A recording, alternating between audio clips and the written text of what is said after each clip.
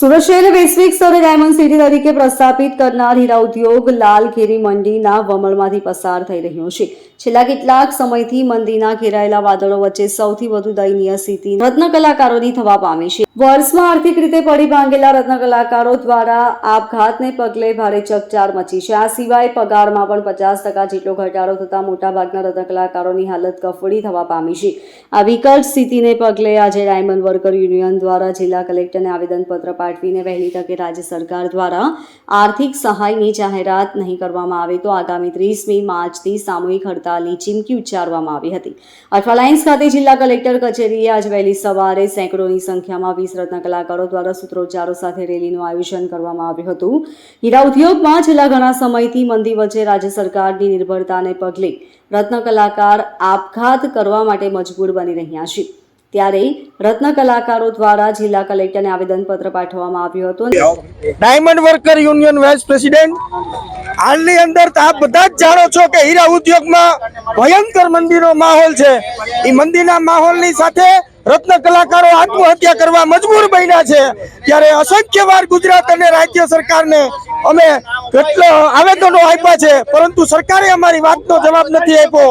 ત્યારે 30% પગાર વધારાની સાથે જો આવનારા 20 દિવસની અંદર 30% પગાર વધારો કરવામાં નહીં આવે તો આવનારી 30 તારીખના રોજ સુરતનો સમગ્ર હીરા ઉદ્યોગ બંધ પાડવામાં આવશે. અમે આજથી એલાન કરીએ છીએ. આજે 500 ની સંખ્યામાં રત્ન કલાકારો આવ્યા છે. આ સંખ્યાનો વધારો કરી આવનારા દિવસોની અંદર હજારોની અંદર પણ થવાનો છે. તો અત્યારે હીરા યુનિયન, મારું નામ પરમાર જગદીશભાઈ છે, હું રહું છું પુણા ગામમાં.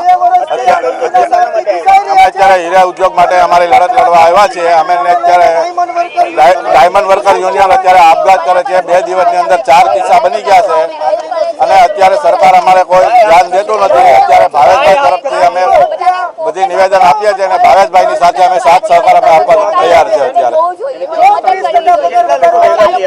અત્યારે અમે કમસે કમ 200 જણા જેટલા ભેગા થયા છે અને 30 તારીખે અમે ડાયમંડ વર્કર કંપનીનું બંધ કરવાનું એલાન છે અમારું. સમગ્ર ડાયમંડ વર્કર યુનિયન અમારી સાથે જોડાવા નમ્ર વિનંતી. અને રત્ન કલાકારોએ આ માટે આક્રોશ સાથે જણાવ્યું હતું કે હીરા ઉદ્યોગ સાથે સંકળાયેલા કારીગરોને આર્થિક સહાય માટે છાસવારે સરકાર સમક્ષ લેખિત મૌખિક રજૂઆતો કરવામાં આવી છે.